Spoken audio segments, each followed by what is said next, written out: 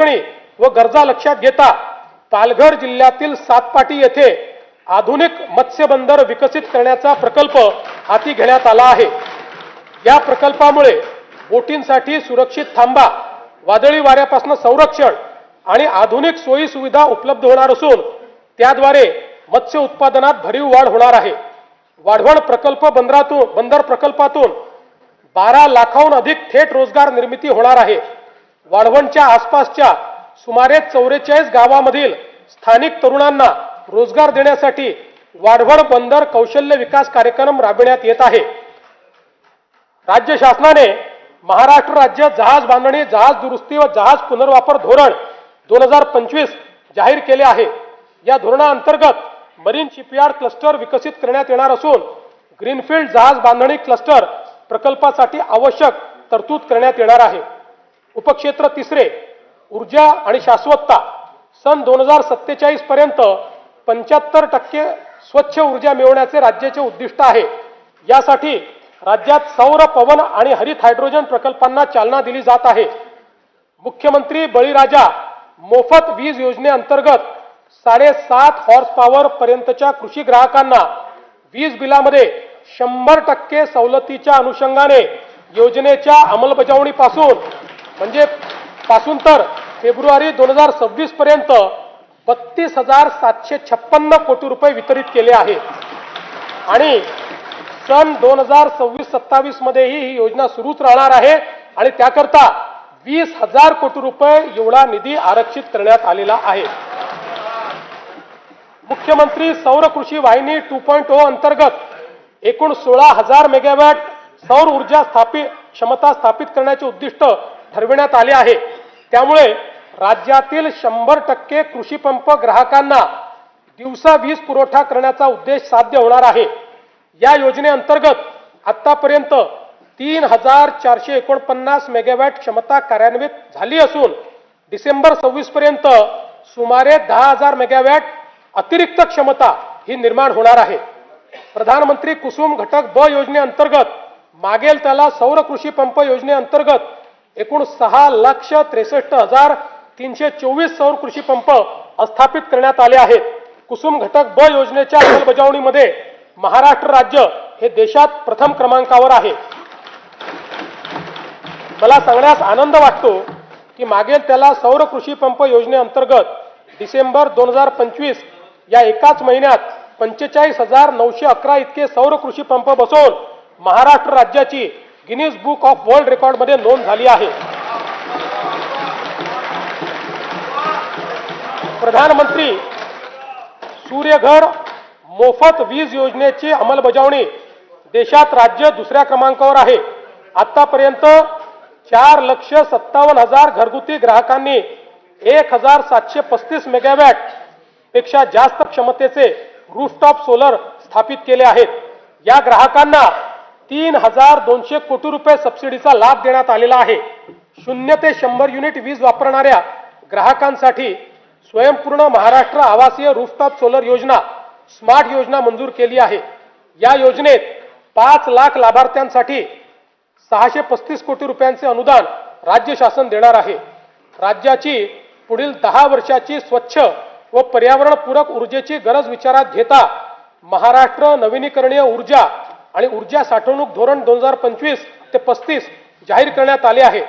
त्या अंतर्गत सन 2029 पर्यंत 50% आणि 35 पर्यंत 65% हरित ऊर्जा प्राप्त करून घेण्याचे उद्दिष्ट आहे।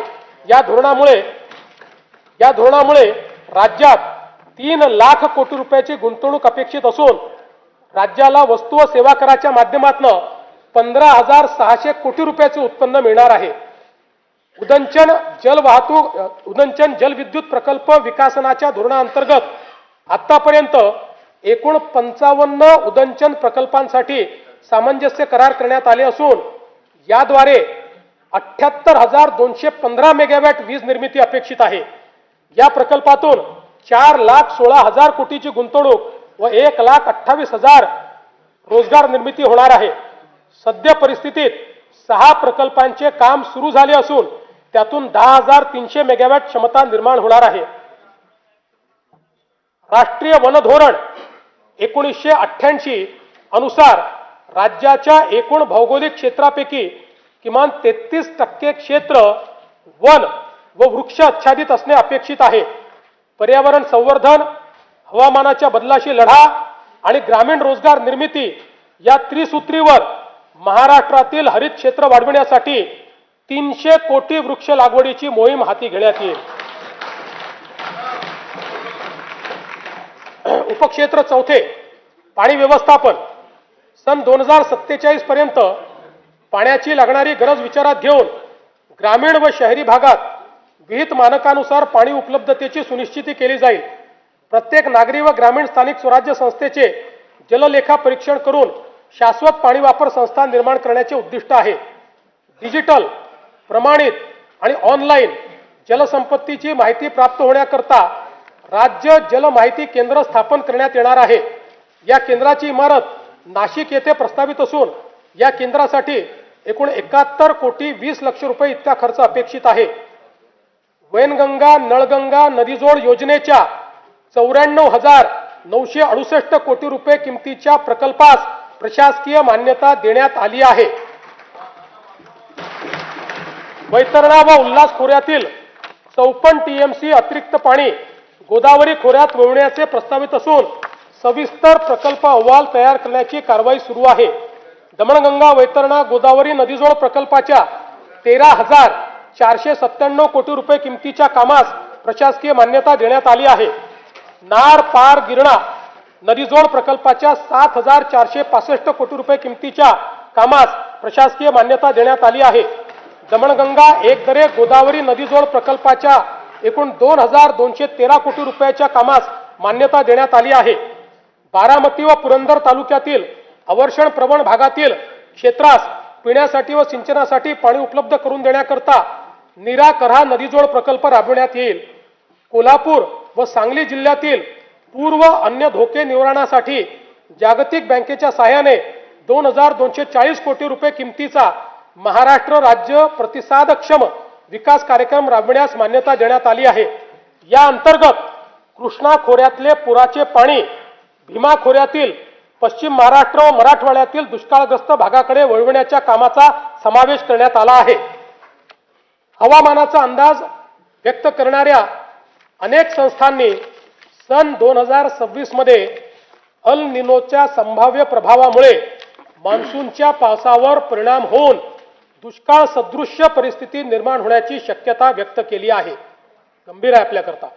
या दृष्टीने पिण्याचे पाणी राखून ठेवणे तसेच जलयुक्त शिवार अभियान आणि जलसंधारण योजनाच्या माध्यमातून पाण्याचे संवर्धन व वैरण विकासाकरिता प्राधान्याने उपाययोजना करण्यात येत आहे. जागतिक बँकेच्या सहाय्याने राज्यातील शहरांमध्ये 5,860 कोटी रुपये किमतीचा महाराष्ट्र नागरी जलपुरवठा सांडपाणी व्यवस्थापन व पुनर्वापर प्रकल्प राबविण्याचे नियोजन आहे. या कार्यक्रमाअंतर्गत नागरी सांडपाण्यावर 100% प्रक्रिया करून प्रभावी पुनर्वापर करण्यात येणार आहे. स्तंभ तिसरा, सर्वसमावेशक. उपक्षेत्र पहिले, सामाजिक न्याय व कल्याण.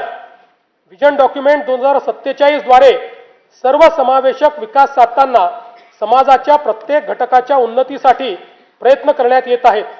सर्व बालकांसाठी सुरक्षित आणि पोषणक्षम वातावरणाची हमी, महिला नेतृत्वाखालील उद्योजकता वाढविणे, ज्येष्ठ नागरिकांना आरोग्यदायी, सुरक्षित व सन्मानजनक जीवनाची खात्री तसेच शाश्वत व वैविध्यपूर्ण उपजीविका निर्माण करण्याचे उद्दिष्ट आहे. महत्त्वाचा विषय पाणी पिऊन घेतो. पाणी कुठे ठेवलं माझं?